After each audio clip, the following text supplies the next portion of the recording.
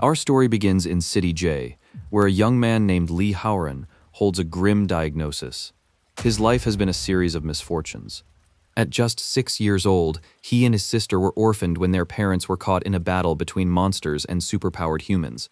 They spent their youth bouncing between relatives, enduring unwelcoming stares. Now, Howren faces an even greater challenge: anomaly syndrome, a fatal condition with no known cure. Leaving the hospital, he felt he had every reason to give up. However, the thought of his younger sister and a promise made to his late mother ignited a fierce will to live. A few days later, Howren is in the suburbs working as a porter for an evolutionist team. Their leader, a high-level evolver named Chun Zijen, confidently briefs the group on an extermination mission. Their goal is to eliminate a nest of level 1 monsters. After laying out the simple plan, Zijen turns to Howren, reminding him that as the only non-awakened person there, he is to simply do his job and carry their equipment. Lee Howren understood his place perfectly. For an ordinary guy, joining an extermination squad meant being a porter. His duties were clear: carry the heavy supplies, stay out of the fight, and gather any useful monster parts afterward. He assured himself that he was used to it. Ahead, the battle raged, but it was a one-sided affair. Chun Zijen's team of evolvers dismantled the level 1 monsters with ease, their attacks landing with precision. Zijen casually commented that the cleanup wouldn't take much longer.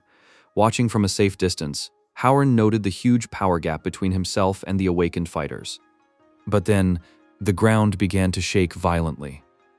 The tremors were far too powerful for low-level creatures, and he knew something was wrong. A moment later, a massive, terrifying serpent, a level 5 Titan python, burst from the ground, dwarfing everything around it. He recognized the monster from news reports. The simple mission had just escalated into a deadly disaster. The team stood frozen in terror. The intelligence report was disastrously wrong. This monster was completely out of their league. Chun Zijen was the first to snap out of it, shouting at his team to run for their lives.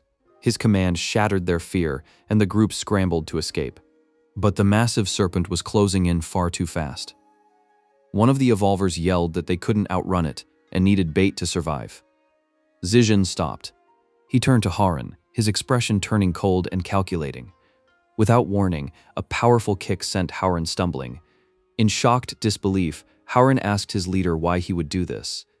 Zijen grabbed him by the throat, coldly stating that the weakest member was the perfect sacrifice. He revealed he'd read Howren's file and knew about his terminal illness, telling him he was dying anyway. With his final cruel words, Zijen threw the boy directly toward the approaching beast. As Lee Howren flew through the air, Chun Zijen's final words followed him. He wasn't to blame the team, but himself for being weak. Howren slammed into the unforgiving ground, the impact stealing his breath. He coughed, his body aching as the monstrous Titan python loomed over him, its jaws opening for the final strike. With his vision fading, Howren was sure this was the end. His thoughts drifted to his mother's dying wish, a promise to always protect his younger sister. He had failed. Just as despair washed over him, a strange crimson energy began swirling beneath his body. A complex magical pattern ignited with an intense light. Before the serpent could attack, a massive pillar of red energy erupted from Howren's position, piercing the sky. In an instant, he vanished from the battlefield, leaving only a confused monster behind as he was transported to an unknown place. Lee Howren found himself in an unfamiliar, hazy place. He was supposed to be dead, but a quick check revealed his wounds were completely gone. He was even dressed in a strange, elegant new outfit. He could only wonder if the red light he saw before blacking out was responsible. Before he could process anything, he realized he was on a platform in front of a massive, cheering crowd of horned women. The succubi were thrilled, commenting on how a high-quality man had finally appeared. His powerful aura had them completely captivated. Howren was bewildered by the situation. Suddenly, a status panel that only he could see appeared, identifying him as a level 1 blood demon god. A blonde succubus named Nicole stepped forward, explaining that she had summoned him. Impressed by the immense magical disturbance his arrival caused, she immediately knelt and pledged her eternal loyalty to him. A system notification then confirmed it. Howren had just gained his very first follower. Curious, he opened her status window. She was Nico, a Tier 3 succubus whose traits included a natural admiration for the strong. To his surprise, her affection level was already at a staggering 88%. Another alert followed, explaining a key mechanic. When a follower's affection reaches 100%, he could choose to form a special bond with them and receive a unique reward. It all clicked into place for Harem. This blood demon god system was the source of his rebirth and newfound strength. For the first time since his betrayal, he felt a surge of hope. He finally had the power to get his revenge. Lost in his thoughts, he didn't notice Nicole getting closer. She asked what was wrong, pointing out that he seemed to be grabbing at thin air. Thinking he might be stiff, she playfully suggested they could stretch a little. Considering her offer, Harem looked at his new follower with interest. Before Harem could respond to her offer, Nicole became even more direct. She declared that it would be her honor to help her new master relax, adding that this would be a new experience for her. Her forwardness immediately sparked jealousy among the other succubi in the crowd, who argued that they were better suited for the task. Completely caught off guard, Harem instinctively held up a hand, insisting he had no intention of taking advantage of her. His sudden rejection caused a system notification to appear. Nicole's affection had dropped to 85%. Visibly disappointed, she asked if she wasn't good enough for him. In that moment, everything clicked for Harem. He realized affection was a core mechanic. To get his revenge, he needed to maximize his followers' loyalty. Thinking fast, he corrected himself, telling Nicole she was beautiful and unlike anyone he'd ever met. His words had the intended effect, and a new notification confirmed her affection had risen to 90%. Flustered by his master's sudden compliment, Nicole admitted that she was still adjusting to everything. Meanwhile, Harem felt a deep exhaustion, realizing he desperately needed to replenish his energy. Nicole understood his situation. As the blood demon god, blood was the natural way to restore his power. Eager to help, she presented herself to him, insisting it would be her honor to provide what he needed. Before Harem could process her offer, a primal instinct flared up within him. His eyes glowed as an uncontrollable urge, a core part of his new nature, took over. He leaned in, accepting her offer without a second thought. Immediately, a series of system notifications appeared. Nicole's affection for him rose to 92%, and he had unlocked a powerful new skill, blood fusion. This new power also gave him a permanent +1 boost to his strength. Stunned, he checked the skill's description. It was a passive ability allowing him to gain a random attribute point by consuming the blood of a female, an effect that could only be used once per person. A grin spread across Harem's face as he realized he'd just found a major shortcut to immense power. Realizing the incredible potential of his blood fusion skill, Harem understood he had found a major shortcut to power. However, the taste of strength only amplified his hunger. He declared that he needed more blood, specifically women's blood. The more followers who offered it, the faster he could level up. His announcement sent a ripple of excitement through the crowd of succubi. They saw his demand as a thrilling new game, and a chance to prove their loyalty, openly expressing their jealousy that Nicole had been the first to help him. Seeing that everyone was eager to participate, Harem extended the invitation to them all. A brilliant, magical energy suddenly enveloped the entire group. When the light faded, a system notification confirmed the ritual's success. His stamina attribute had permanently increased by 1. The surrounding succubi were left blushing and completely flustered, but they were also visibly delighted to have played a part in their powerful new master's ascent. As the ritual concluded, system windows flooded Lee Harem's vision. One after another, notifications confirmed permanent boosts to his intelligence, agility, spirit, stamina, and strength. The succubi, meanwhile, were left trembling from the experience. They declared the sensation was an incredible feeling they had never known before. One felt as if her very soul was now connected to her master, like she was ascending to a higher plane. Harem was more than satisfied. The blood fusion had been a complete success. Thanks to them, he had gained a huge number of attribute points. Still, he was a bit taken aback by their intense reactions. He noted their affection for him had skyrocketed, making him wonder if all succubi were naturally this sensitive. The power coursing through him was undeniable, but the effects on his followers were just as potent. Later that night, the door to Lee Harem's room creaked open. Nicole slipped inside, announcing her arrival. She figured that with so many others around earlier, her master couldn't have used his full power. Now that they were alone, she saw an opportunity for a more focused ritual. She declared that ever since he first left his mark on her, she couldn't stop thinking about the incredible sensation of their connection. Eagerly, she urged him to deepen their bond, suggesting that he could now show her his true skills without an audience. With a determined blush, she made a bold request, asking him to help her reach her ultimate potential. With that, she moved forward, ready to begin. However, as she settled in, she realized something was wrong. The feeling was off. It felt surprisingly firm. Confused, she threw back the covers, only to find nothing but a cleverly arranged pillow. Lee Howren was gone, and Nicole was left completely stunned by the decoy. Back in the room, Nicole realized the decoy wasn't just a pillow, it was a rough log. Feeling completely sidelined, she wondered if her master had already found something more important than her. But Lee Howren wasn't pursuing another follower. He was standing alone in a desolate graveyard. Checking his status panel, he was impressed. Even at level 1, his stats were solid after a full day of absorbing power. He decided his top priority was to find real combat situations to level up. Once he was strong enough, it would finally be time for revenge. Howren recalled that these graveyards were always crawling with undead monsters. It was the perfect training ground.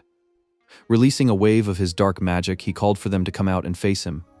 His challenge did not go unanswered. As his energy pulsed through the cemetery, ghostly blue flames flickered to life between the tombstones. A chilling voice echoed from the shadows, demanding to know who dared disturb their eternal rest. Howren was about to get the fight he wanted. From the eerie green mist, several figures materialized. They were Tier 1 monsters known as Faceless Ghosts, led by a much larger one who floated forward menacingly. The lead ghost accused Howren of disturbing its eternal rest and furiously commanded him to die for his transgression. But Howren was completely unfazed. He just scoffed at the idea that a low-level monster could possibly pose a threat to him. As the ghosts swarmed in to attack, Howren moved in a blur of red energy, cutting through their ranks effortlessly.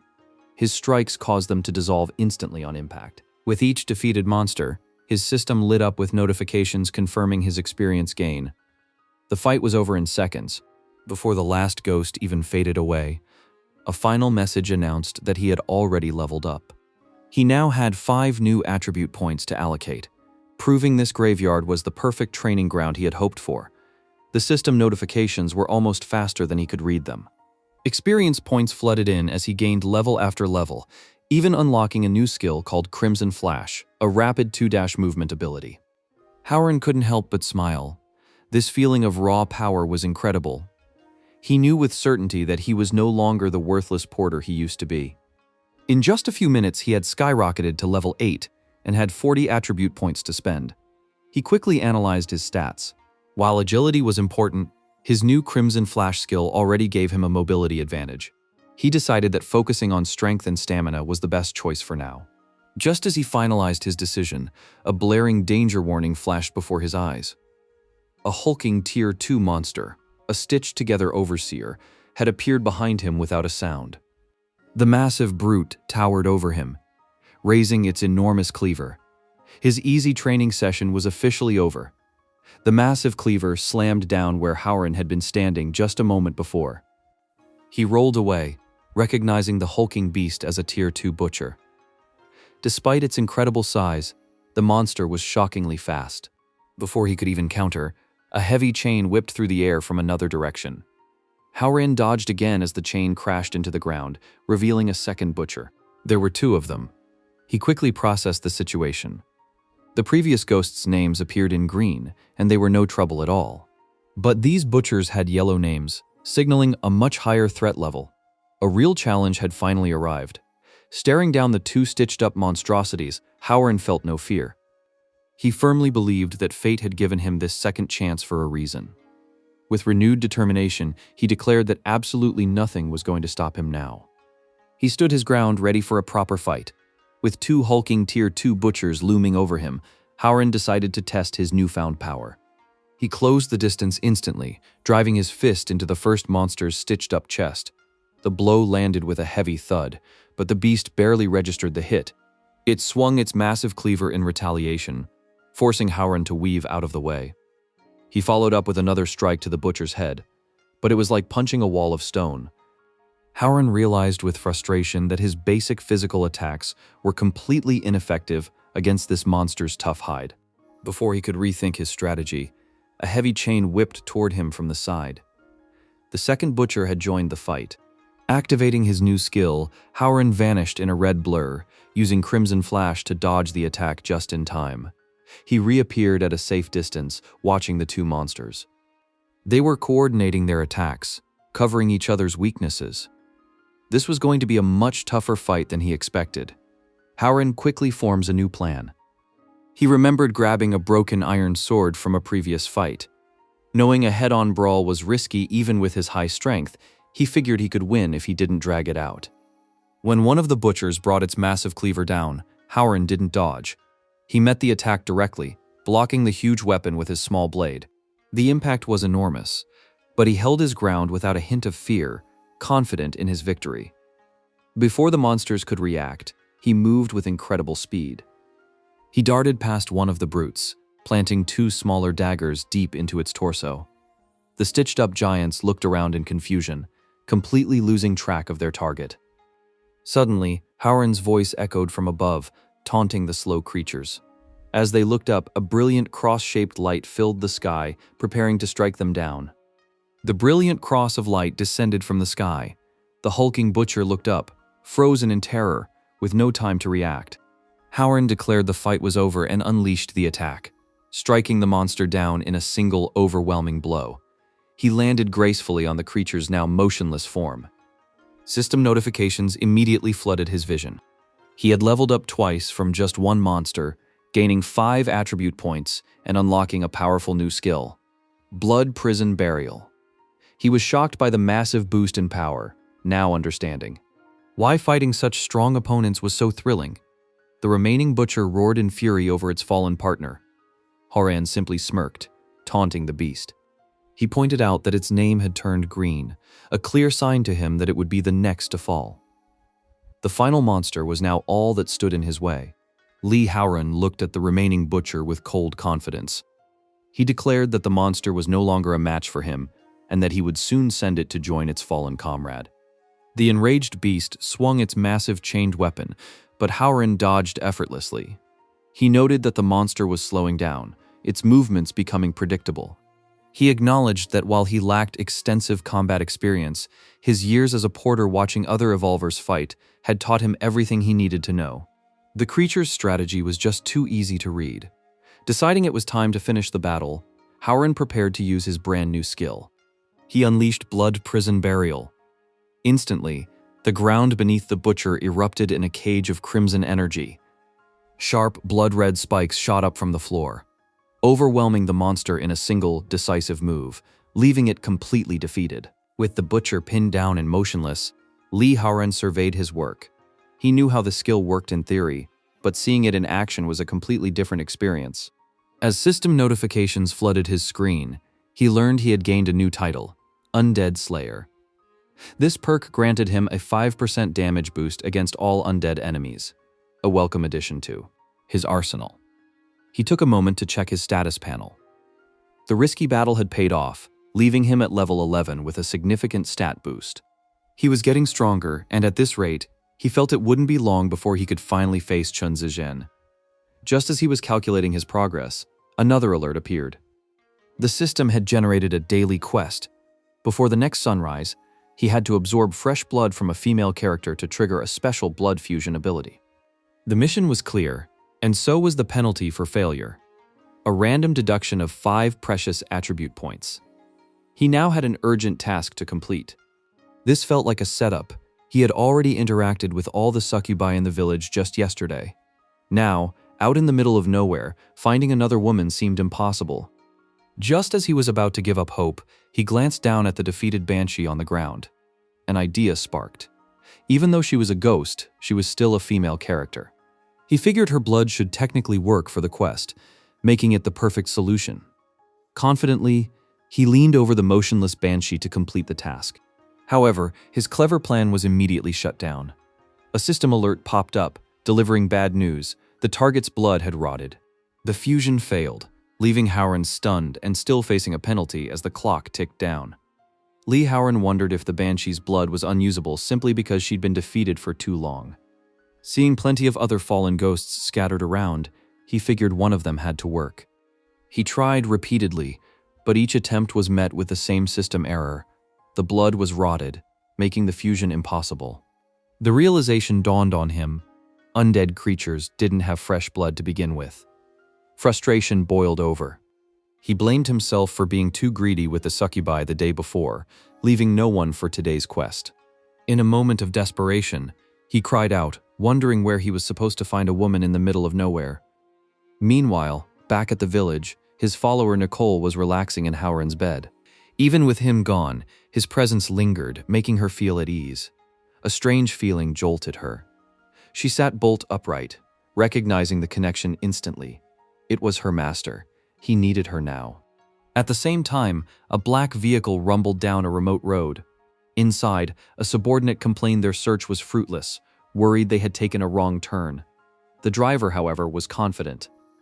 He explained they were tracking a powerful magic surge from the day before, convinced it belonged to a rare monster that could earn them a big promotion. His partner was nervous, pointing out that a rare creature was also an unknown threat. But their leader, the formidable Li Shuer, silenced his doubts from the back seat. She calmly reassured him that she would handle the corporation and that nothing would happen under her watch. With a serious tone, she warned that other teams likely sensed the surge too, so they had to strike first. Just then, the vehicle screeched to a halt. Standing in the middle of the road was Lee Howren, who was surprised to see a group of humans out in the wilderness. As the black vehicle skidded to a stop, Lee Howren's first thought was whether his luck had finally changed. Could there be a woman inside? Two men in suits emerged, confirming that Howren's magical signature matched their target. They seemed underwhelmed, however, noting his power was only around Tier 2. Howren knew instantly that they were here to hunt him. Just then, their leader, the gold-class evolutionist Li Shuer, stepped out. She sized him up, identifying him as a rare vampire-type monster, but scoffing at his low rank. Deciding he wasn't worth her time, she coolly ordered her subordinates to handle him and stuff him in the trunk. Howren's desperation turned to excitement. A woman. His joy, however, was short-lived upon seeing her gold-tier status. He was hopelessly outmatched. As her two bronze upper-class subordinates advanced, one unleashing a skill called Crimson Curse, Howren knew he couldn't just sit there and die. In a surprising burst of speed, he vanished, instantly reappearing directly behind a shocked Li Shuer. Li Shuer couldn't believe it. A Tier 2 monster moving with such impossible speed was unheard of. Before her subordinates could even react, Howren was already holding their leader firmly from behind. The sudden, close contact left the proud gold-class evolutionist completely flustered, her usual composure instantly replaced by shocked embarrassment. Her two men erupted in anger, yelling at him to get away from her immediately. Stammering, Shuer demanded to know what his intentions were. Howren simply apologized, explaining that he had no other choice in the matter. Overcome by a desperate need he couldn't control, he leaned in and quickly consumed the blood he required from her neck. In that same moment, a system window appeared before him. His daily quest was now complete, and his strength attribute had been increased. By taking a massive risk against a far superior opponent, Howren had secured a small but critical victory. Li Shuer was completely flustered. The proud gold-class evolutionist couldn't believe a man had gotten so close, let alone touched her. Overwhelmed by embarrassment and rage, she screamed at Howren, accusing him of being excessive. Her subordinate's attack sent Howren flying backward, but he landed with surprising agility. Unfazed, Howren coolly questioned her outrage, noting that she spoke as if she truly hated him. Before she could retort, a system window popped up with a startling notification. Li Shuer's affinity level for him had just increased to 30%. This only fueled her anger. Touching the unforgivable mark he left on her neck, she seethed with humiliation. A chilling blue aura began to radiate from her body as she made a vow. The only way she could possibly calm her rage now was by turning Lee Howren into a permanent ice sculpture. The real fight was about to begin. Lee Howren smirked, seeing right through her tough act. He realized she had a soft heart hidden beneath her fierce exterior. His observation made the proud evolutionist blush, and she stammered for him to stop talking nonsense, insisting she wasn't just all talk. Seeing her hesitation, Howren believed he might have a chance to escape. Suddenly, a golden card shot out from the woods, forcing him to quickly block the projectile. The ambush caught Schwer off guard, and she demanded the attackers show themselves. Two men emerged, introducing themselves as members of the elite center. One, the cocky gold-leveled Yu Wen, and his superior partner, offered to deal with Howren if she wouldn't. Howren was shocked. It seemed everyone was determined to finish him off today. However, Schwer surprised them all by stepping in. She firmly told the men from the elite center that Howren was her prey first, and she had no intention of handing him over.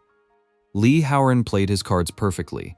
He smirked at Li Schwer, smoothly telling her that only a beautiful and noble woman like her had the right to claim him as her prize. The two agents from the elite center, he insisted, were simply not worthy. His words hit their mark, and a system notification confirmed Schwer's affinity for him had just jumped to 30%. Visibly flustered, Schwer seemed to agree. She declared that Howren was now under her protection, and anyone who wanted to touch him would have to get through her first. Howren piled on the compliments, praising her overwhelming presence. Her affinity level shot up again, this time to 45%. Annoyed by the display, the men from the elite center decided negotiations were over. One of them launched an attack, sending a flurry of golden cards slicing through the air. But Li Schwer was ready. With a single word, she unleashed a powerful snowstorm, creating a vortex of ice that effortlessly neutralized the assault, leaving her opponent cursing her formidable power. The agent from the elite center stood his ground against the icy wind, impressed by Schwer's smart tactics. He noted she was using the storm to gain an advantage, acknowledging her as a great opponent. Schwer saw this too, realizing her snow was melting before it even got near him. This guy was no pushover. Before engaging, she glanced back at her subordinates, ordering them to keep a close eye on Howren so he couldn't escape. With that settled, she leaped high into the air, ready to unleash her true power. She called out her signature move, Polar Rose. A gigantic thorny rose sculpted entirely from ice materialized in the sky. Yuan stared in disbelief, infuriated that she would use something like a flower to fight him. He felt completely mocked, but before he could finish his thought, the ice rose spun with incredible force and crashed down directly on his position. Schwer's team watched in awe, certain that the devastating attack had found its mark. As Li Schwer's team looked on in amazement, they praised the incredible power of their leader.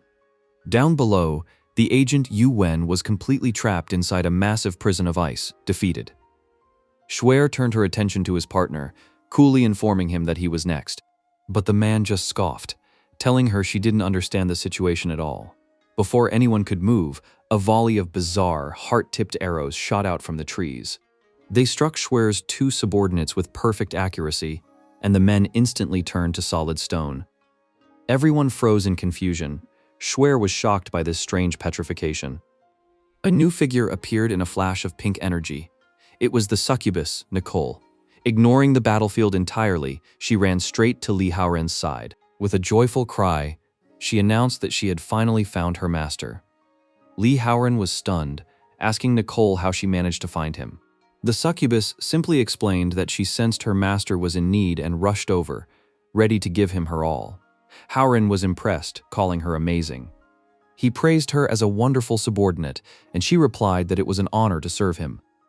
Watching this exchange from a distance, Li Schwer began to tremble with anger. She tried to rationalize her feelings, insisting she wasn't shallow enough to be bothered by their close bond. She told herself her fury was only because Nicole had turned her men to stone. Losing her composure, Schwer launched herself toward the pair, demanding they stop their display and turn her team back to normal. However, before she could reach them, the other agent from the elite center appeared in a blur. He intercepted her with a powerful blow, remarking that she had picked the wrong opponent. His speed was completely unexpected. As Li Howren stood with Nicole, a new enemy casually approached them. The man was arrogant, explaining that they were originally hunting a vampire monster, but getting a succubus was a nice bonus. He boasted that capturing them both would finally make his father take him seriously. With a smug grin, he told them not to worry, promising the fight would be quick and painless. In response, Nicole launched a barrage of her heart-tipped arrows. The projectiles sliced through the air, aimed for a direct hit. But the man just laughed, calling her attacks cheap tricks. An energy shield flared around him, and the arrows bounced off harmlessly, not even leaving a scratch. He declared that such a weak assault was useless against him. Before Nicole could react, he activated a skill called Crimson Flash. In an instant, he vanished from his spot and reappeared directly in front of her. In a flash, Lee Howren reappeared, now holding Nicole securely in his arms. The arrogant enemy was stunned, unable to believe a Tier 2 monster could move faster than his eyes could follow. He quickly composed himself, noting that since Howren had used his flash skill twice, he now had no way to escape. As Howren landed, he was focused on a mysterious reward he needed to claim. Meanwhile, Nicole apologized for being useless and dragging her master into danger. Howren simply told her that now wasn't the time for apologies. He leaned in close, deciding to deepen their bond right there. Surprised but loyal, Nicole accepted her master's wish. A system notification immediately beeped. Nicole's affection level had surged to 99%. Watching from the trees, their opponent completely lost his cool. He couldn't believe they were having an intimate moment in the middle of a fight. Enraged, he began to power up as the ground cracked beneath him, screaming that he would grind them to dust. Howren saw the attack coming, realizing he was just 1% short of his goal. Ignoring his enraged opponent, Lee Howren gave Nicole his full attention, closing the final gap in their bond. A system notification immediately confirmed her affection had hit a perfect 100%. The succubus was completely overwhelmed, thrilled that her master showed her such favor right on the battlefield. This intimate moment unlocked a mysterious reward, a one-time use of an ability called Peak Blood. For the next 10 minutes, this skill would grant Howren the full, unparalleled power of the blood. Demon God. As he activated it, a colossal pillar of crimson energy exploded skyward, cracking the ground under the immense pressure.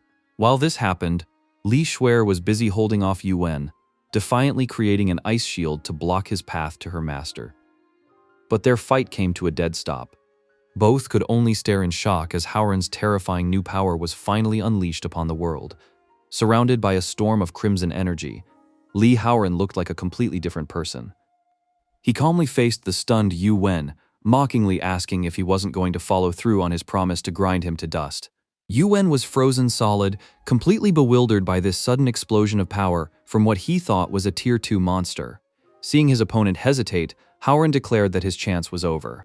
He activated his Demon Hand skill, and an invisible force yanked the gold-class evolver through the air, paralyzing him completely. Before Yuwen could even process what was happening, Howren had him in his grasp. All of the arrogant evolver's confidence vanished, replaced by pure terror. He immediately began pleading for his life, admitting that he was wrong. Howren simply looked down on him with a cold expression, pointing out that his tone was much more respectful now than it had been just a few moments before. Held tight by the demon hand, Yuwen's arrogance was completely gone. He desperately pleaded for forgiveness, admitting he was a fool for not realizing Howren's true strength sooner. For Howren, however, this moment felt disturbingly familiar. He recalled when he was the one being held helpless, treated like garbage to be thrown away by his old team leader. Yuwen tried one last time, reminding Howren that he was a registered awakened from the powerful elite center. But this meant nothing. Howren coldly asked why he should be expected to forgive someone who acted just like his betrayer. He had no mercy left to give. With a final surge of crimson power, Howren flung the evolver away. Yuwen shot through the air like a missile, crashing into the distant landscape with a thunderous boom. The ground shattered from the sheer force of the impact, kicking up a massive cloud of dust that obscured everything from view. In the dust-filled crater, Yuwen struggles to breathe, completely broken from the devastating impact. Looking down from above, Lee Howren savors his newfound strength, finally understanding the incredible feeling of being the one in control. His followers are in absolute awe. Li Shuer is completely stunned, wondering if this is the same man from before and questioning if she could ever reach such a level. Nicole, however, is ecstatic, confident that she chose the right master. Their moment is cut short as another gold-class evolver, Zheng Jie, shatters his bindings nearby. He boasts that he was only caught because he let his guard down and is done holding back. Unimpressed, Howren simply activates his Red Storm skill. A terrifying swarm of crimson bats erupts from his body, flooding the area. Zheng Zhe's arrogance instantly turns to panic as the creatures completely engulf him, his cries for help lost in the overwhelming tide. When the crimson storm of bats clears, it reveals a shocking sight. All that's left of the gold-class evolver is a clean skeleton, which promptly crumbles to the ground. System notifications flood Howren's vision. He's leveled up 5 times in a single fight. He reflects on the incredible experience boost from high-tier enemies and realizes his devastating Red Storm skill is now a permanent ability. The battle wasn't over instantly, though. In his final moments, a weakened Zheng Zhe had begged for his life. Howren casually walked over, asking him to speak louder as he couldn't hear his pleas. Desperate, the man revealed his father was the president of the elite center, hoping the connection would save him. Howren simply offered to help him get home. The man foolishly thanked him, calling him a good person. But Howren's help was just a final act of cruelty. He declared there was no need for thanks, launching the man into the sky with a powerful push, sending him flying to his doom. Li Shuer watches the red projectile streak across the sky, realizing it's heading directly for City J. She questions if Howren is genuinely sending the man home. His promise, however, had a cruel twist. The man soars over mountains before crashing into a skyscraper, resulting in a massive explosion that rocks the city center. Back in the forest, system notifications confirm Howren has leveled up 5 times. With a cold smirk, he remarks that the man made it home safely. He reflects that gaining levels now require significantly more experience. Fearing she's next, a nervous Li Shuer asks what he plans to do. Howren ignores her, turning his attention to his succubus follower. He tells Nicole he needs her cooperation to test something. Overjoyed at the chance to serve, she immediately agrees to do whatever her master wishes. Howren then activates a new skill called Soul Resonance, and a strange energy begins to envelop the devoted demon. As the strange energy envelops Nicole, she feels an incredible power gathering within her. Confused, she realizes an immense hidden potential is about to burst out. Suddenly, a brilliant crimson light erupts from her chest as a massive, glowing sword begins to materialize. The succubus panics at the overwhelming sensation, asking her master to stop. Howren, however, remains perfectly calm. He holds her steady, explaining that this is the result of their soul resonance, and tells her to just hold on a little longer. With a final pull, he draws the fully formed demonic blade from her. He examines the new weapon, revealing the secret behind his skill. Soul Resonance can only be activated when a follower's affection reaches its absolute maximum, allowing him to forge a special piece of equipment from their very being. Howren holds up his new sword, a gift born from Nicole's unwavering loyalty, and gives it a name, the Blood Blade, Bradshaw. Li Shuer stares at the demonic blade, baffled that Howren pulled a weapon directly from Nicole's chest. She asks if his power isn't already enough to deal with her. She wonders if he summoned this specific sword to finish her off in some special way. Howren simply tells her she's overthinking it. With a flick of his wrist, he sends a wave of crimson energy from the Bradshaw blade straight at her. The attack doesn't wound her, but it instantly disintegrates her outer layers of clothing, leaving her standing in disbelief. A strange, cool sensation washes over her skin. Assuming this is just a way to humiliate her before the end, Shuer stands her ground. She tells him to forget about honor and do whatever he wants, whether it's torture or a swift end. She's ready for anything. Li Shuer stands trembling, demanding to know Howren's intentions for leaving her in such a state. Unfazed, Howren simply tells her their fight was just a warm-up. He then gives her an ultimatum. Either suffer the same fate as her defeated teammates, or follow him into the nearby woods because he has something to discuss. Reluctantly, she follows him into a more secluded part of the forest. The awkward silence makes her mind race, questioning his motives for bringing her here alone.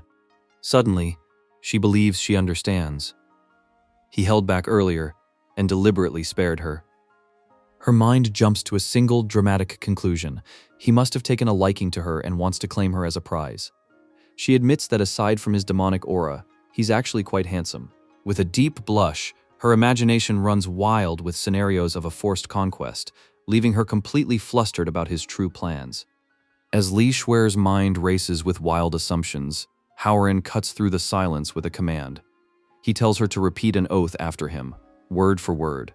Confused, she wonders if this is some kind of twisted game, a violation of all her principles. But Howren's cold glare leaves no room for debate.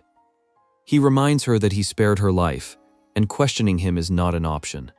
Reluctantly, she recites the vow, swearing eternal loyalty. The moment the words leave her lips, Howren moves in close.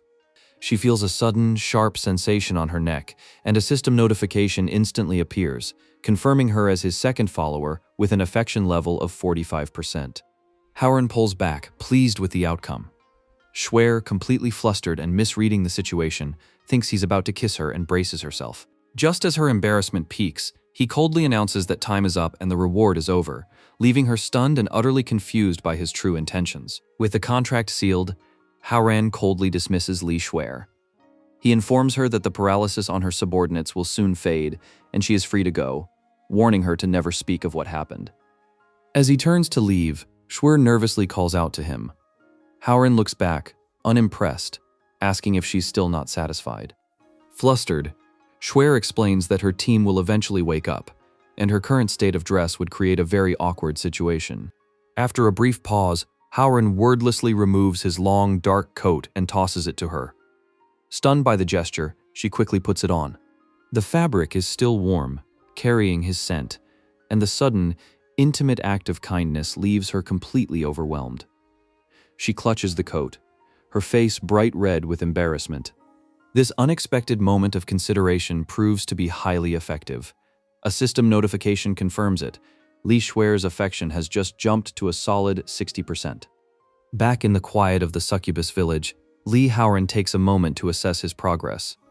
The day had been insane, but he'd successfully reached level 21 and unlocked a host of new skills. He relishes the feeling of growing stronger, knowing he needs to keep pushing forward. Suddenly, a system notification pops up, inviting him to a new challenge, the Blood Prison Arena. He quickly reads the rules. The rewards are huge, but there's a serious catch. Injuries don't heal between fights. This could severely impact his leveling pace. Logically, he should wait until he's stronger. But Howren didn't get this far by playing it safe. He decides he can't just sit around. With renewed determination, he accepts the challenge, ready to prove that fortune favors the bold. A powerful red aura erupts around him. For him, there's no turning back. After accepting the challenge, Li Howren is instantly pulled into a swirling crimson void. His regular clothes are replaced by an elegant, dark outfit, fit for a demon noble.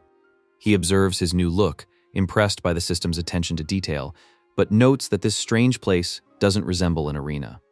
A system notification clarifies his location. He is in the preparation room and must choose a weapon before battle. Suddenly, an entire arsenal materializes around him. Glowing weapons from a heavy knight's sword to a nimble dagger and a sturdy shield float in the air, each offering powerful bonus stats. Howren realizes that any one of them would provide a significant power-up. However, he faces a critical problem. He has no specialized weapon skills, leaving him completely clueless about which item would be the most effective choice. As he holds a dagger trying to decide, a thought strikes him. Since he lacked any real weapon skills, Howren realized he needed something unconventional. Just then, a strange item appeared, a long threaded cucumber. It offered 0 stat boosts, but its special effect was bizarrely useful. Poking an enemy repeatedly would cause them to seize up for a moment. Howren grinned. It looked ridiculous, but he saw its potential for disrupting a fight and confidently made his choice. Next, the system offered him a choice of 3 temporary buffs. Without knowing what kind of opponent he'd face, Howren relied on his gaming instincts. He figured reducing an enemy's defense was always a solid strategy. He selected the Armor Breaker buff, which would lower his target's defense with every hit. With his decision made, the system activated the buff and teleported him away. He materialized in a colossal, eerie arena, its stands filled with countless spectral figures. An imposing voice then echoed through the stadium, welcoming him to the first floor of the Blood Prison Arena. The voice declared that there were 50 floors in total, each guarded by its own powerful defender. The booming voice continued, explaining that to get rewards and move to the next floor, a challenger had to defeat the defender. Just then, a lively demon girl with bat wings appeared, introducing herself as Sally, the official commentator for the arena. She excitedly announced the day's challenger, Li Howren, a vampire with scarlet power. Howren, holding his strange cucumber weapon, was not thrilled about having live commentary. Sally continued her hype, calling him a member of a super rare race but also a total newbie, questioning if he could actually pull off an upset. She then introduced his opponent, a fairy from the dark forest who brought bad luck and death. A ghostly figure emerged from the entrance, a woman in a flowing white gown, crying softly. Confused by her tears, Howren asked why she was crying. She looked at him with sorrowful eyes, revealing she was Benhita, a banshee. She explained that she appears for the doomed because she can sense when death is near, and she could feel an overwhelming aura of it all around him. Benhita explained that she only wails for those about to perish. Howren scoffed, asking if she truly thought he'd die here. He noticed her power level wasn't displayed, but decided to test her abilities regardless. Activating his Red Storm skill, he unleashed a swarm of crimson energy and skulls that rushed towards the banshee. Unimpressed, Benhita erected a purple energy field that completely disintegrated his attack. She flatly told him his little tricks were useless, and he couldn't possibly win. To prove her point, she let out a piercing cry, sending a powerful sonic blast straight at him. But Howren had vanished. He reappeared instantly behind her, his bizarre cucumber weapon at the ready. With a calm expression, he declared the fight was already over. Benhita was stunned, realizing he had baited her on purpose. Howren simply smirked, confirming his Red Storm's failure was all part of the plan. Howren challenged the banshee to handle his long-threaded cucumber. Benhita panicked, shouting that she wanted nothing to do with that thing. With a desperate swipe, she unleashed a wave of energy, knocking the strange weapon from Howren's hand and sending it spinning to the ground. The commentator, Sally, gasped, pointing out that Benhita clearly disliked stick-shaped objects and might be turning the fight around. But the match took another wild turn. Before the cucumber even landed, Howren had closed the distance. He grabbed Benhita, effortlessly overpowering her and forcing her into a helpless pin on the arena floor. Stunned and unable to move, she questioned how he could possibly be stronger than her. Howren remarked that his weapon choice worked out perfectly, explaining that her composure vanished the moment she saw it. Now completely in control, he told her to give up. He knew he was stronger, and she wasn't getting away. Pinned to the ground, Benhita glared up at Howren. He calmly noted that her current position must be quite painful and suggested she surrender to make things easier for herself.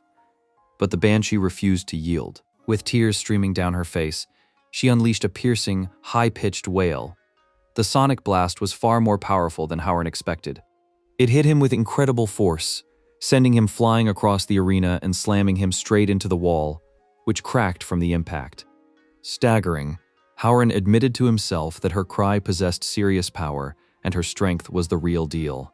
The crowd and commentator went wild, announcing that Benhita was finally using her ultimate attack, the Alpha Howl. As the banshee floated in the air, surrounded by a chilling, musical aura, it became clear this was her final move. The attack was said to awaken an absolute fear of death deep within the heart of anyone who heard it. The Alpha Howl was never a simple sonic blast. It was a mental attack, designed to erode an opponent's will to fight and drag them into an abyss of despair. As Howren reels from the impact, it seems the fight is over. Suddenly, his world changes. He finds himself in a serene, watery landscape, standing before a figure he never expected to see again, his mother. She calls to him, noting how long it's been and how much he has grown.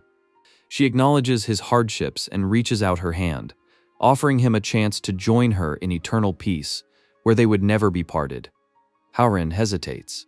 His mother asks why he stopped, questioning if he doesn't miss her. But her words trigger something within him. He reflects on his past, realizing death is an old, familiar enemy. He recalls the bitter betrayal by his teammates who left him for dead and the constant shadow of his fatal illness. For Howren, that fear had lost its power long ago. His eyes sharpen as the vision wavers. Howren remembers his mother's true sacrifice, how she risked her life to save him and his sister from rampaging beasts. He refuses to let it be in vain by accepting a false peace. He roars that she saved him so that he could live. With that declaration, a powerful red aura explodes from his body, completely shattering Benhita's mental attack. The banshee is stunned, unable to believe her ultimate skill has been so thoroughly defeated. The commentator shouts that Howren's mental strength is nothing short of incredible. Having completely turned the tables, Howren calmly informs his opponent that he now understands her power. He activates his hidden blood art and instantly vanishes from sight. The crowd gasps, questioning if he can use invisibility skills. In a desperate panic, Benhita unleashes a secondary beta howl, but it's far too late. The arena is empty, and now it's his turn to strike. Panicked by Howren's invisibility, Benhita unleashes her beta howl. This technique converts her cry into a wave of pure energy, a brutal, indiscriminate attack designed to cover the entire arena. In her mind, there is no escape. Suddenly, Howren reappears directly in front of her, silencing her attack with a swift move using a strange green object. His followers watch in disbelief as he so easily neutralizes her ultimate skill. Howren remarks that things are just getting started before launching his own counter, the long cucumber burst attack. A flurry of green projectiles descends upon Benhita, relentlessly striking her. From all angles. With each impact, a system notification confirms her defense is being reduced. The Banshee finds herself completely helpless against the bizarre and overwhelming assault, her power fading with every hit. The relentless barrage of green projectiles overwhelms Benhita.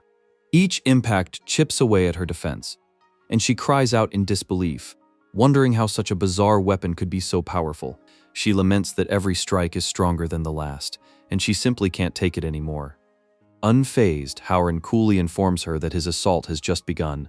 As the attack continues, a new effect activates, causing the Banshee to lose command of her own body.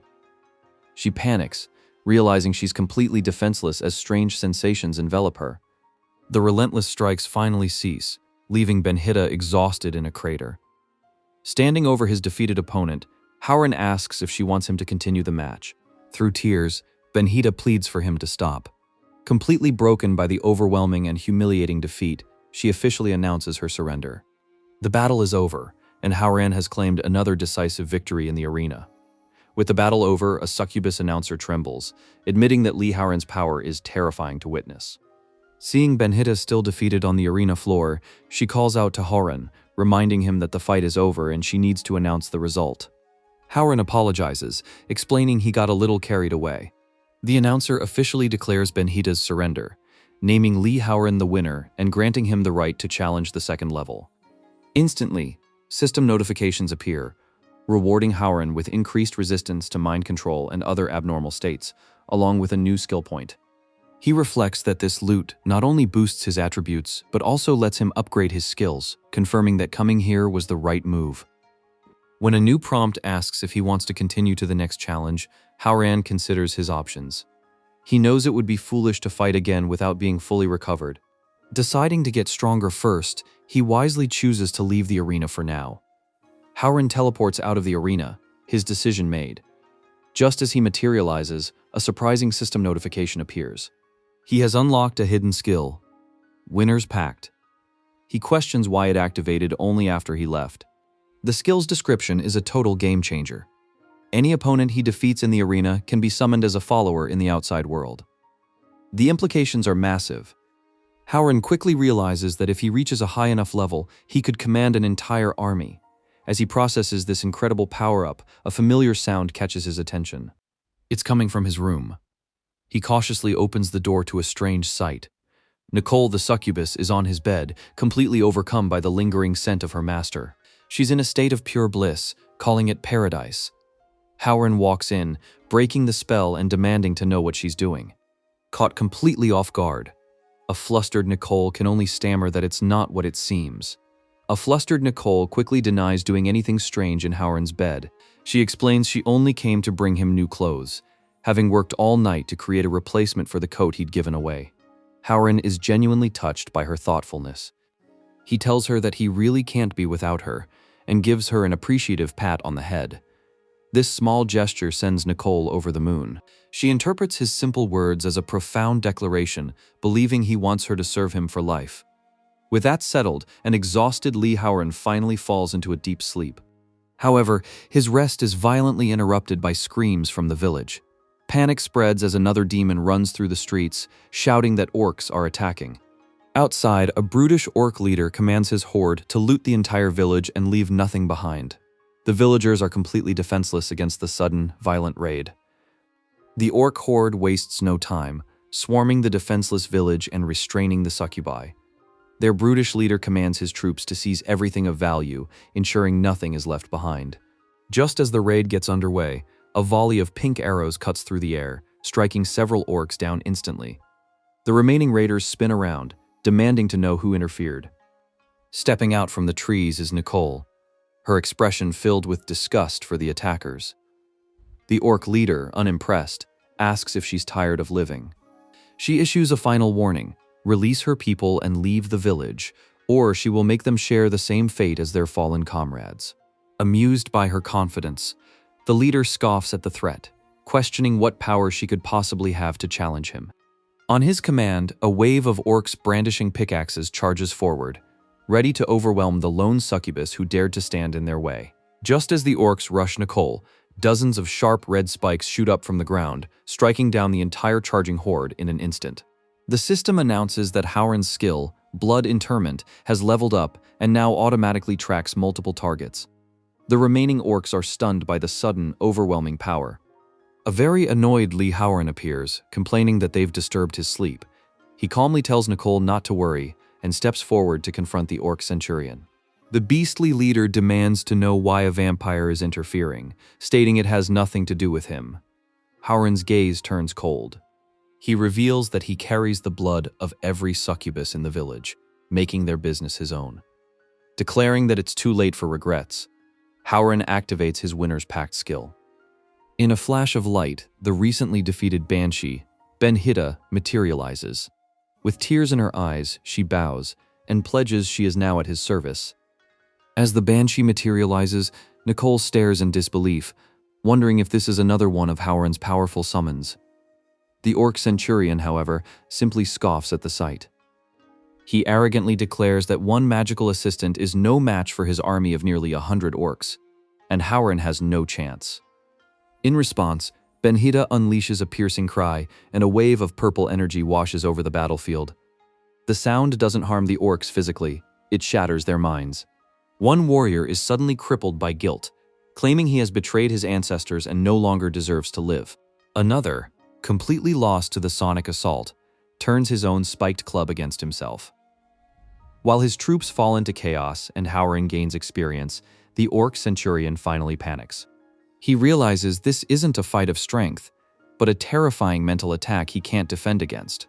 The orc centurion desperately fights the mental assault, trying to steady himself by yelling that the honor of the orcs rests on his shoulders. Unimpressed, Howren steps forward and questions if this so-called honor is just murdering and looting. Before the beast can respond, Howren sends him flying with a powerful kick, stating that such honor is cheap. Spitting blood, the centurion gets back up.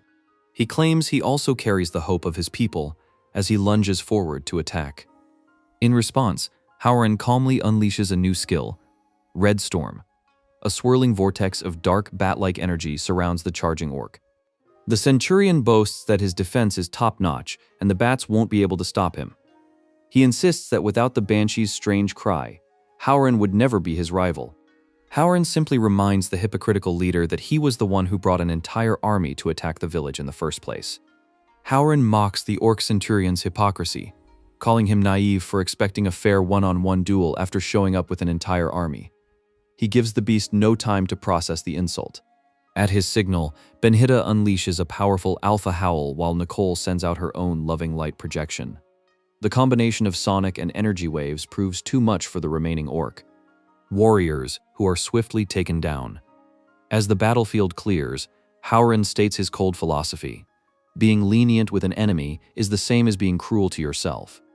He raises a hand, and dozens of sharp red tendrils shoot out, completely ensnaring the stunned centurion. Howren explains that the true rule of combat is to strike when your opponent is weak and finish them for good.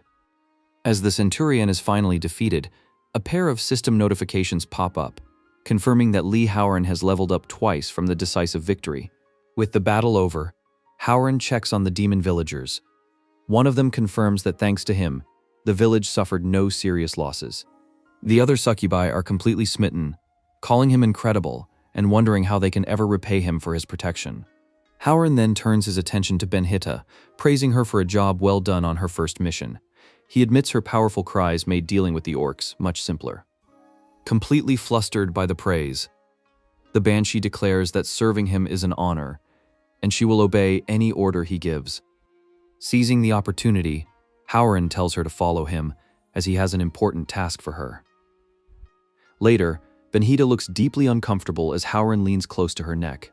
She questions his strange command but resolves to endure it. A moment later, system notifications appear. Her affinity has increased to 50%, and Howren's daily mission is complete, boosting his spirit. He then explains this isn't some weird hobby. As a vampire, he must consume blood daily to stay powerful, a vital necessity. Howren notices Benhita's odd behavior and asks if she's feeling unwell. The Banshee explains that ever since their battle in the arena, her body has become unusually sensitive. The memory of her defeat replays in her mind whenever she sees him, and his recent close proximity has intensified the feeling.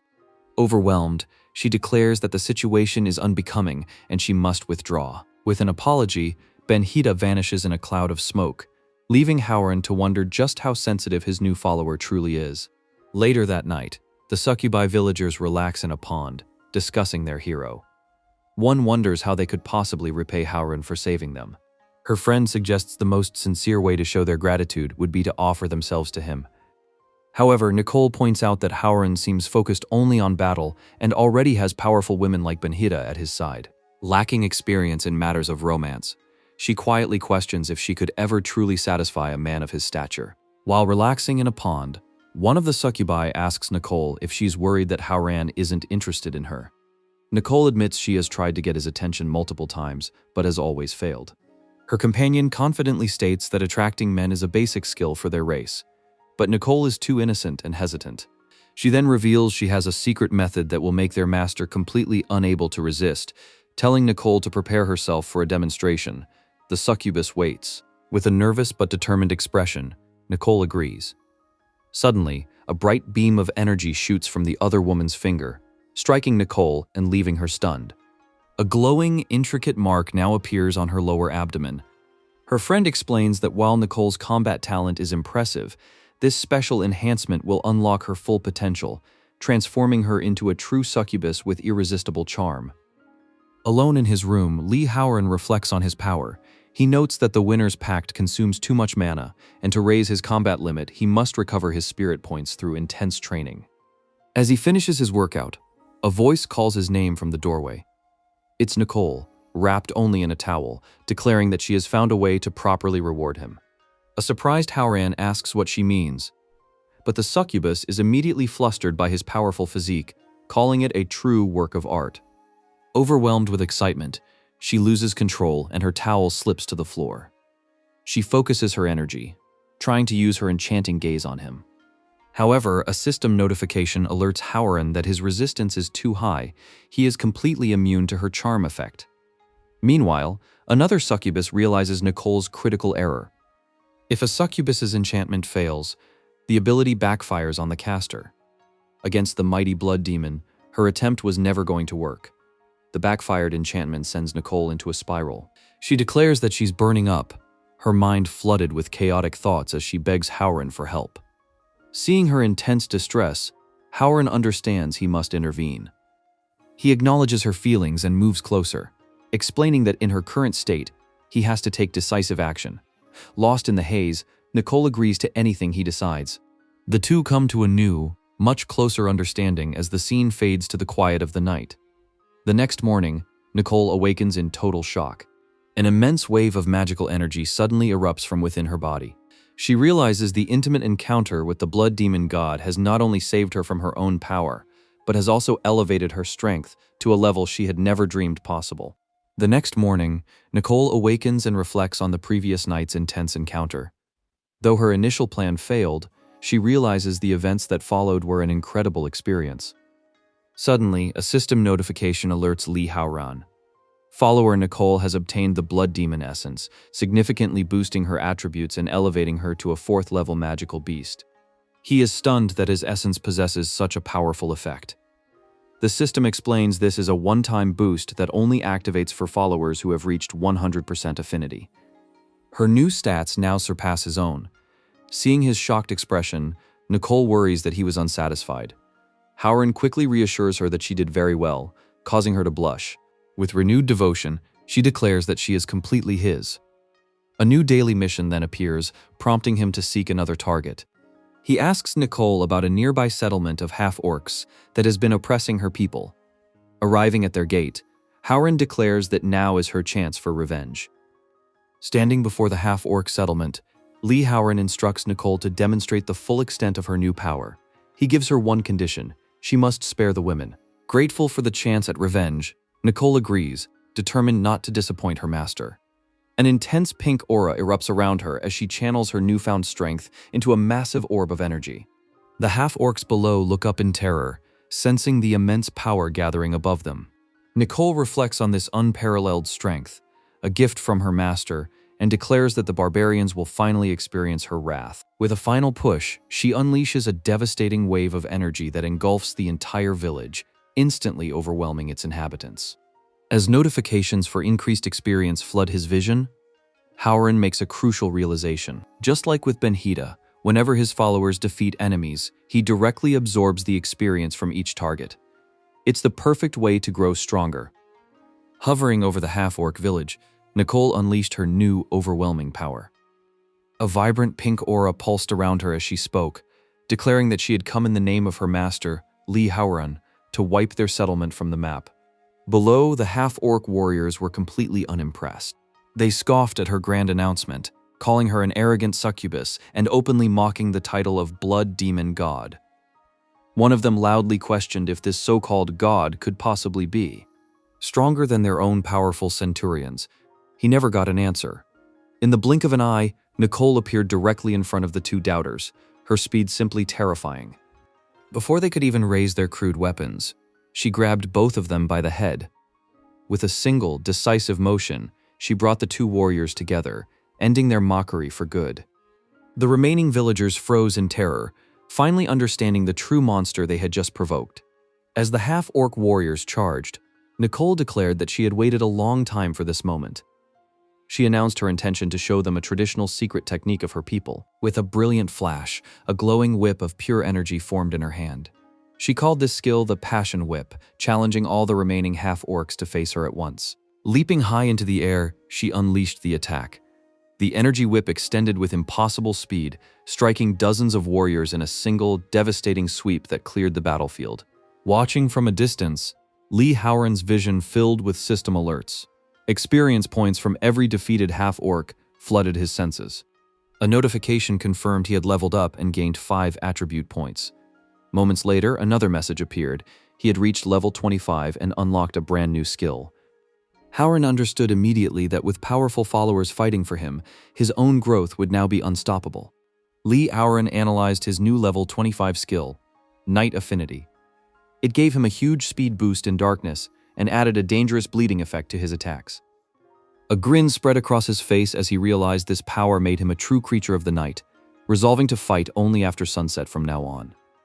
Back at the village, Nicole stood on a pile of defeated half-orcs, mocking the survivors for their weakness. One enraged female warrior powered up, preparing to teach the succubus a lesson. Before she could move, Howren appeared instantly behind her. Stating that he wouldn't be holding back, he swiftly moved in. The warrior was completely overpowered in a moment, and Howren used the opportunity to complete his daily mission, earning a permanent point in strength. With the battle officially over, a final tally appeared. Nicole had defeated 178 enemies on her own, and another 30 half-orcs had been captured. With the battle concluded, Lee Howren complimented Nicole on reaching the 4th level, noting her obvious increase in power. She humbly credited her growth entirely to his teachings. Howren then gave her a new assignment. Take the 30 captured half-orcs, and use her petrification ability to preserve them. He had a plan for them later. Internally, he realized this group of prisoners would conveniently solve his daily mission requirements for the next month. Before she left, Nicole presented him with a rare item she found, a glowing magic breath pill. A system notification explained that consuming it would increase his mana and completely hide his magical presence from detection. This was exactly what he needed. Howren realized this pill would allow him to return to J City undetected by the other evolutionists. He consumed it immediately, his mind flashing back to his betrayal. With this new advantage, he believed he finally had enough power to go and reunite with his former leader, Chun Zijin. The next day, a worried Nicole approached Howren, asking if he was leaving and if she had somehow displeased him. Seeing Nicole's concern, Lee Howren quickly clarifies that she has done nothing wrong. In fact, he is very pleased with her performance. His departure is simply for personal business in J City, a trip that should only take a few days. Before leaving, he gives his followers their orders. Nicole is now in charge of Benhita, and together they must clear all beasts within a 10-kilometer radius. He adds that if they find any female beasts, they should follow the usual procedure to subdue and capture them. Nicole enthusiastically accepts her lord's commands. After Howren departs, Benhita wonders aloud about his purpose in the city. Nicole curtly reminds her that their master's plans are not for them to question. The story then cuts to a moonlit night in J City. It appears Howren's business isn't all about revenge, as he's immediately met by a silver-haired woman. She embraces him, admitting she hasn't stopped thinking about him since their encounter in the forest. Back in J City, the elite evolutionist Li Shuer is asleep in her lavish home. Suddenly, a strange sound cuts through the quiet, jolting her awake. She looks around, confused, only to find an unexpected guest has let himself in. Lee Howren is calmly doing sit-ups in her living room as if he owns the place. Startled, she demands to know how he got in without her sensing him, and how he even found her address. Howren stops his workout, completely unfazed by her alarm. He reminds her that since she swore her loyalty, it's only natural for him to know her location. With a confident smirk, he asks if a master really needs permission to check on his own subordinate. Flustered and caught off guard by his presence and bold attitude, a blushing Li Shuer can only stammer that. Of course, he doesn't. He clearly has business with his new follower before seeking out his old leader. A system notification appears, confirming Li Shuer's affection for Howren has risen to 63%. He tells her there's something he needs her help with. The task is simple. He wants intel on a steel tier awakened from the elite center named Chun Zijin, specifically his upcoming mission schedule. Confident in her abilities as a squad leader, Li Shuer agrees, stating she has the connections for such a request. With business settled, Howren decides to tease her. He asks what she was dreaming about, revealing he saw her holding his coat and murmuring his name in her sleep. This makes her blush furiously. The scene reveals her dream was an intense fantasy where she was ready to repay her debt from the woods. Suddenly, her alarm clock rings, snapping her back to reality. Panicked that she's late for work, she rushes out, promising to get him the information after her shift. Howren has successfully turned the proud evolutionist into an obedient, flustered follower. Back in the apartment, Howren watches her go, shirtless and slightly surprised by her strong reaction. He figures she must have been having an intense dream. Meanwhile, a deeply embarrassed Li Shuer rushes through the Red City Group's underground parking lot. She can't believe Howren saw her in such a state and is convinced he must be laughing at her. Her panicked escape is cut short when two men block her path. She's immediately confronted by the Elite Center's young master, the legendary tier awakened known as Yu Wu. He gets straight to business, asking about an unusual mana surge her squad investigated a few days ago. He reveals his younger brother, Yu Wen, was also sent to that location but was defeated, his body unceremoniously dumped at their headquarters. Yu Wu finds it highly suspicious that a golden tier evolver like his brother perished while her team returned perfectly fine. He coldly demands to know how they managed to escape unscathed. The accusation hangs in the air, and Li Shuer realizes she's in serious trouble. Before Li Shuer can answer, one of Yu Wu's men, a hot-headed awakened called Firebull, decides violence is the only way to get answers. He charges forward, shouting that they'll have to force the information out of her as his fist erupts in flames, but the Polar Rose is unfazed. A sharp wall of ice materializes instantly, stopping the fiery attack cold. She questions if this is how the Elite Center normally operates, acting like thugs just because they have a legendary tier backer. She reminds them that they're in Red City Group's headquarters and that if they want to fight, she is more than happy to oblige. Sensing he's losing control, Yu Wu quickly steps in. He dismisses his subordinate's aggression, claiming he's just hot-headed like his late brother was. Playing her part, Li Shuer delivers her official report. She states that when her squad arrived, there was nothing but skeletal remains. They never even saw the creature responsible, and that's all the information she has to give. With the confrontation over, Yu Wu offers a disarming smile, claiming he's satisfied and appreciates her cooperation. As Li Shuer walks away, she feels the immense pressure he carries. She knows the elite center is watching, and this legendary tier evolver is far more dangerous than his polite act suggests. Her immediate thought is to warn Howren about the new threat hunting him. However, Yu Wu's calm exterior was just a performance. Once she's out of sight, he stumbles against a pillar, revealing a severe obsessive disorder triggered by her asymmetrical hair. Wiping his brow, he dismisses her story entirely. He gives his subordinate a cold command: find and capture the two evolutionists who were with Li Shuer that day and question them separately. If their stories have even the smallest inconsistency, he declares that all three of them will be joining his brother very soon. Back in his headquarters, Li Howren finds his power growing automatically. Thanks to the diligent work of Nicole and Benhita, he's already reached level 27. He realizes that as long as he keeps increasing his number of followers, his leveling speed will never slow down.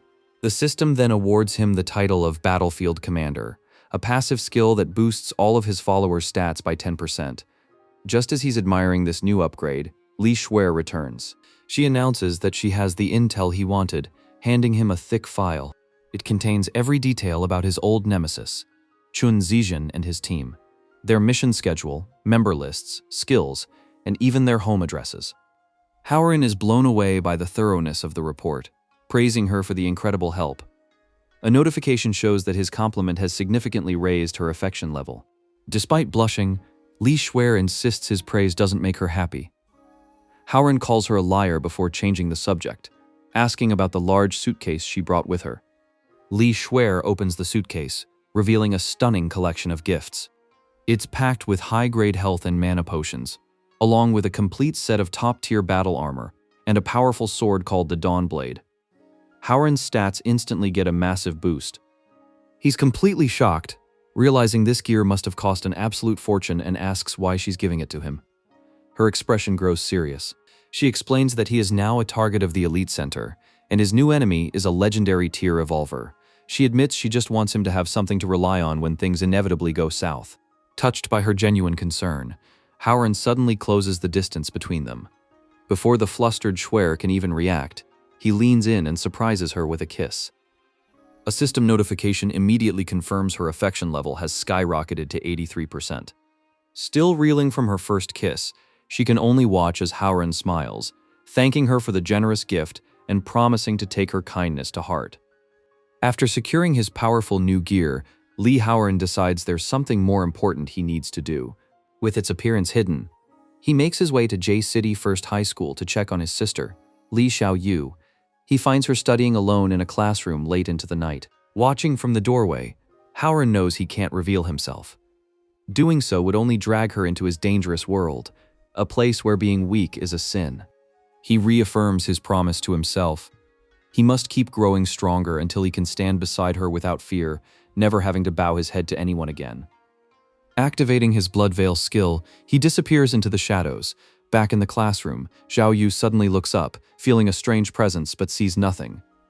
A moment later, she finds tears streaming down her face, overwhelmed by a sadness she can't explain. Far away, Howren channels his fierce emotions, unleashing his full power on a monstrous beast in the forest. After their team leader, Chun Zijin, single-handedly brings down the formidable Tier 3 White Bear warlord, his subordinates shower him with praise. They celebrate his strength, certain he'll reach the Silver Scale tier soon. Unimpressed by the flattery, Zijin tells them to hurry up so they can go home. But a calm voice cuts through the clearing, asking if they really think they're going home tonight. A figure in a dark, noble-looking coat emerges from the trees. It's Li Howren, the teammate they left for dead. Zijin and his crew are completely stunned, unable to believe Howren survived the Titan Python. Howren coldly states that just as he never imagined a teammate's betrayal, nothing is impossible. He looks directly at Zijin, his eyes burning with purpose, and announces he is there for one reason: to make them pay. The team erupts in laughter, mocking his new outfit and his unawakened status. One of them even tries to justify the betrayal, claiming Howren's sacrifice was for the greater good. Unfazed by the threat, the team erupts into laughter. One member, a steel tier awakened named Zhang Weiwei, steps forward with a smirk. He tells Howren that if anyone is to blame for what happened, it's Howren himself for being so weak. To add insult to injury, Weiwei pulls out $200, condescendingly offering it as compensation for Howren's emotional distress. He tells him to take the cash and call it even. Before he can finish, Howren moves with blinding speed, catching Weiwei's wrist in an unbreakable grip. Weiwei is stunned. He tries to react, but his sword is stopped dead against Howren's bare hand, held in place by a strange, powerful energy. A dark red aura flares to life around Howren. Looking his former teammate dead in the eye, he calmly informs him that he doesn't want their money. He is there to claim their lives. With a final sickening crack, Zhang Weiwei's body hits the dirt. His former teammates are frozen in disbelief. They can't sense any power coming from Howren. He seems like an ordinary human. They question how he could have possibly defeated a steel tier awakened. Chun Zijin scoffs, convinced it was just a lucky shot because Weiwei let his guard down. He furiously orders the others to attack and finish the job. A mid-rank steel tier named Lu Chen steps up, vowing Howren's luck has run out. He gathers a storm of electricity in his hands, preparing his ultimate move, Thunderous Wrath. With a roar, Lu Chen unleashes a massive blast of lightning directly at Howren, confident the attack will turn him to charcoal. The entire area is consumed by the bright flash, but as the smoke settles, Howren is revealed standing in the same spot, completely untouched. The devastating attack did absolutely nothing to him. The team stares in disbelief. Liu Chen's ultimate attack didn't even leave a scratch. Howren casually dismisses the full power strike as a mere static shock, telling them they are pathetically weak. The surviving members finally realize their mistake. Howren was never an ordinary person. He had been hiding his true strength the entire time. Believing they can still win with numbers, one of the men orders a full-scale assault. Two low-rank steel tier members rush forward with their swords drawn. But Howren simply asks who said he was alone. He activates a skill, Victory Contract, and a brilliant magic circle appears at his feet. From it emerges the Banshee, Benhita. With long, sharp claws, she effortlessly intercepts the two attackers, stopping their blades cold. As a system notification announces Howren has leveled up, granting him 5 new attribute points. Now, only the team leader, Chun Zijin, was left standing. Benhita eagerly offered to eliminate the final threat, but Howren calmly stopped her. Placing a hand on her shoulder, he made it clear that this last piece of revenge was his and his alone. Zijin, trying to mask his fear, claimed he had figured out Howren's trick. He accused Howren of leaking mana with every attack and pointed out that the Banshee called him master. He furiously declared that Howren was no longer human, questioning if he had thrown away his humanity just for vengeance. Howren scoffed, retorting that Zijin had left him no choice. He asked who Zijin was to judge him, reminding his former leader that he only dared to attack because he foolishly assumed Howren was still weak. Chun Zijin grit his teeth, admitting he had miscalculated but claiming this wasn't over. He revealed that after a previous mission failed, he had prepared a secret weapon. Pulling out a syringe, he injected an experimental black market drug into his neck. A dark purple aura erupted around him as his power surged. Zijin announced that the drug temporarily broke his tier limits, pushing him to a silver scale mid-rank. Full of renewed confidence, he told Howren it was far too early for revenge. Howren simply smirked, pointing out that nighttime gave him an advantage. Zijin scoffed, boasting that even a high ranker couldn't match his current speed as he charged forward. In a flash, Howren activated his Night Affinity skill, his movement speed increasing dramatically in the dark. He effortlessly dodged the attack, leaving Zijin swinging at empty air. Zijin was stunned. Despite his enhancement, he couldn't even follow Howren's movements.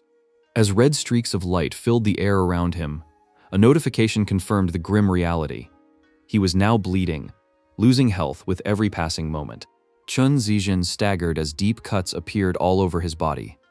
A system alert confirmed the obvious. He was bleeding out, losing health with every second that passed. He couldn't believe it. Despite his enhanced power, he was completely helpless. From a distance, Benhita watched her master work. She realized Howren could have ended this instantly. Instead, he was intentionally avoiding fatal blows, drawing out the process. This wasn't just a fight, it was a performance of dominance, and Howren was enjoying every moment. Panicked and enraged, Zijin screamed into the darkness, demanding that Howren face him. He refused to accept defeat from someone he considered trash, vowing to kill Howren himself. In a flash, Howren reappeared, his blade stopping just short of Zijin's throat. With cold eyes, he said this was simply a matter of an eye for an eye. He then added that an old hungry friend of his was waiting to be fed, signaling that Zijin's suffering had only just begun. Red streaks of light sliced through the darkness as Howren moved with blinding speed. Chun Zijin crashed to the ground, his body now covered in serious wounds. A system alert confirmed the inevitable. His health was draining away every second. Completely broken, the once arrogant leader begged Howren to just end it. Appearing before him with a cold smile, Howren found the situation ironic. He mocked Zijin for pleading for mercy after trying so hard to kill him. He declared that a quick finish would be letting him off too easily. To his enemy's shock, Howren then tossed him a high-grade health potion, restoring some of his strength. But this was no act of kindness. The moment Zijin felt a sliver of relief, Howren drove his blade down, pinning his leg to the ground. This wasn't about winning, it was about making sure Zijin's suffering would be long and unforgettable. Howren was just getting started. With his enemy pinned, Li Howren revealed the true depth of his cruelty. He explained that he had plenty of potions, promising to inflict a new wound every 5 seconds to ensure the suffering never stopped. His only goal was to make Chun Zijin experience endless despair. Barely conscious, Zijin could only call him pure evil. But Howren wasn't finished, adding that once the torment was over, he would feed Zijin's remains to a hungry friend. Watching from a distance, Benhita was completely captivated. She understood now that her master took great pleasure in demonstrating his absolute dominance over his enemies. Meanwhile, in a city high-rise, an assistant rushed to report to the legendary Yu Wu. Their tech division had finally detected a faint mana signature, the very same one his brother Yu Wen had been tracking before his demise. Its location was near Chun Zijin's mission site. A grim smile formed on Yu Wu's face. His target had finally slipped up. As he began to mobilize, a colossal abyssal titan materialized before Zijin, ready for its meal. Howren held the terrified leader before the massive creature, asking if he recognized it. Pure panic set in as Chun Zijin pleaded for his life, begging not to be fed to the monster. Ignoring his cries, Howren gave him a final forceful push. The colossal titan lunged, and a moment later, a system notification confirmed Zijin's grim fate. Howren had leveled up. As the abyssal titan departed, he observed that it didn't consider him or Benhita a threat, probably because they were all classified as beasts. Another alert immediately followed. He had reached level 30 and unlocked a new skill called Soul Resonance. This powerful ability would generate exclusive equipment whenever a follower's affection hit 100%.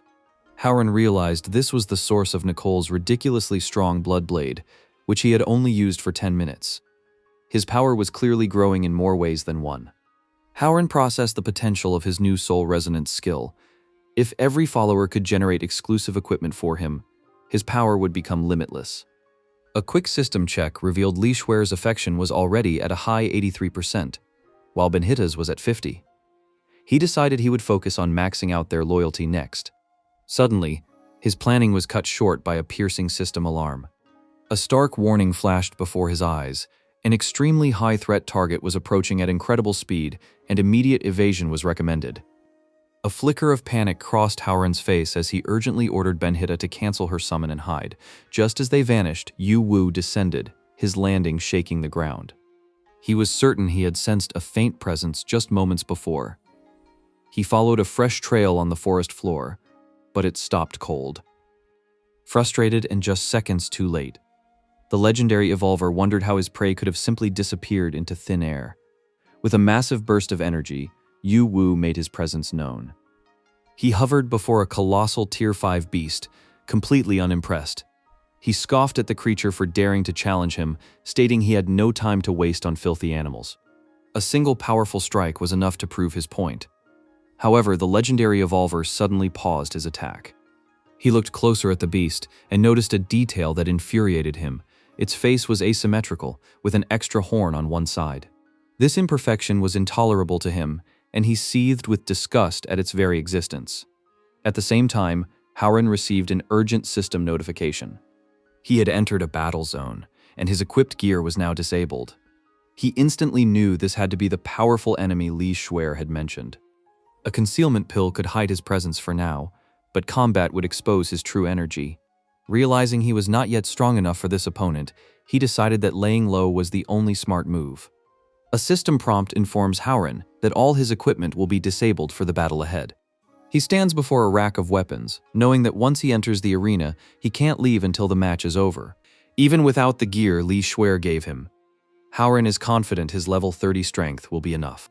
He browses the selection, noticing the items are a significant improvement from his last visit, offering better stats and a wide range of choices for offense and defense. Hoping to find another interesting item, he continues his search. Soon, he spots a peculiar mini whip. It has no stat bonus, but its effect is a gamble. Hitting a target increases both his and the enemy's attack power. Howren recognizes it as a high-risk, high-reward weapon. Believing he can easily dodge any counterattacks, he figures the risk is all on his opponent. He decisively chooses the whip, and immediately a system prompt offers him a choice of buffs for the fight. Howren studies the 3 buff options presented to him. The adventure mode is too risky for a small reward, and the turtle shell is useless without knowing his opponent's strengths. That leaves the best choice, Good Partner, which summons a random follower to fight alongside him. Confident that any of his followers would guarantee a win, he selects it. The system activates, beginning the summoning process. Elsewhere, Li Shuer is taking a break, worried that Howren hasn't returned. She wonders if he ran into trouble, perhaps even crossing paths with the formidable Yu Wu. She tries to dismiss the thought, reminding herself of Howren's incredible strength. Suddenly, a brilliant light envelops her. A system prompt announces her arrival at the Blood Prison and, noting her lack of attire, instantly provides her with a new outfit.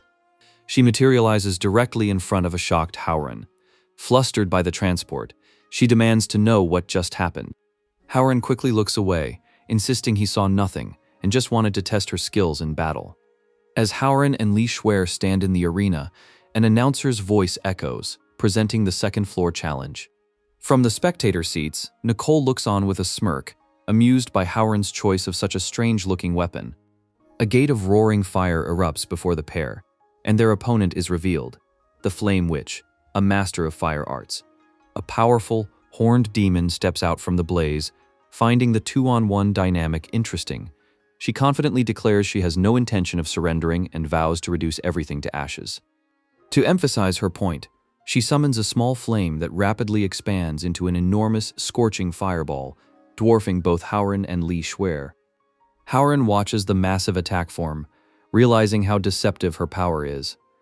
Standing beside him, Li Shuer watches in shock as they both prepare to face the witch's overwhelming fiery assault. As the colossal fireball hurtled toward them, Li Howren was stunned by the immense power of fire-based skills. The attack scale was beyond anything he had imagined. He considered using his strange whip to boost their power but quickly dismissed the thought. Since arena damage carries over to the real world, the risk was too high for either him or Li Shuer. But then a realization struck him. The whip's description only mentioned a target, not necessarily an enemy. While Howren plotted, the Flame Witch mocked them, unleashing a relentless volley of fireballs. Li Shuer, however, was completely unimpressed. Stating her intense dislike for fire users, she slammed her hands on the ground. A massive wall of jagged ice erupted, meeting the fiery assault head-on in a huge explosion of steam. She declared confidently that raw power didn't make someone invincible, vowing to extinguish the witch's flames herself. The Flame Witch scoffed, announcing she despised ice users and was finally getting serious. Unimpressed, Li Shuer simply challenged her to try her best. But before the battle could truly ignite, Howren made a shocking move. He unleashed his whip, not on their opponent, but directly onto his ally, Li Shuer. She cried out in confusion, demanding to know why he would do such a thing. Howren calmly told her the plan had changed, and that she just needed to bear with it. As a notification confirmed her attack power was increasing, he prepared for another go. The bizarre scene left the entire arena baffled. From the stands, Nicole watched in disbelief as her master seemed to attack his own teammate. Even the Flame Witch paused, utterly bewildered by their strange behavior. She couldn't understand what on earth her opponents were doing in the middle of a fight to the death. The sound of Howren's weapon striking his ally echoed through the arena. With each impact, system notifications confirmed Li Shuer's affection for him was rising at an alarming rate. The proud executive was mortified. She couldn't believe this was happening in public. And yet, she had to admit a strange sense of excitement was building within her. She didn't hate it at all. As her affection climbed past 90%, a massive surge of energy coursed through her body. Shuer felt like she was bursting with raw power. The system confirmed she had entered an excited state, boosting her attack power by a staggering 69%. On top of that, Howren's Battlefield Commander title activated, giving all his followers another 10% buff. Before Shuer could fully process her newfound strength, the Flame Witch scoffed from across the arena, effortlessly shattering the remaining ice wall, unimpressed by their bizarre power-up strategy. The Flame Witch was furious, declaring she would never forgive them for their outrageous stunt. Watching from the sidelines, Nicole realized Howren's bizarre strategy had pushed their opponent over the edge. Gathering a massive ball of energy, the witch prepared her ultimate move. She then unleashed a devastating torrent of lava breath that threatened to consume the entire arena. Howren calmly told Li Shuer to let him handle it. But Shuer, brimming with a strange new confidence from her recent power-up, stepped forward instead. She insisted this opponent was hers to defeat. Channeling all her energy, she unleashed a wave of extreme cold directly into the fiery blast. The two opposing forces collided with a massive impact. To everyone's astonishment, Shuer's ice attack began to overpower the inferno, freezing the lava breath solid in midair. The Flame Witch stared, completely shocked that her ultimate attack had been so easily neutralized. The Flame Witch was left speechless, her ultimate lava breath attack frozen solid by Li Shuer's empowered ice magic. From the sidelines, Nicole was stunned. Shuer had not only blocked the attack, but had turned the tables. An official announcer declared Li Howren and his follower victorious, clearing them to challenge the arena's third floor. System notifications popped up for Howren, granting him increased fire resistance and another skill point. He turned to Shuer, genuinely impressed by her display, and asked how she was feeling. Still flushed from the bizarre power-up, Shuer admitted she felt a strange and powerful excitement unlike anything before. She noted that while the sting from his earlier encouragement lingered, the resulting sensation was surprisingly good, leaving her completely energized for whatever came next. Howren thought to himself that the side effects from his unique motivational tool were definitely intense. Howren looked over at Li Shuer and noticed she was definitely not in her right mind. The after effects of his power-up were clearly messing with her. Worried he might end up in a similar state if they pushed on, he decided against continuing to the third floor. He figured it was best to send her home through the arena portal, which would also help if anyone was hunting him.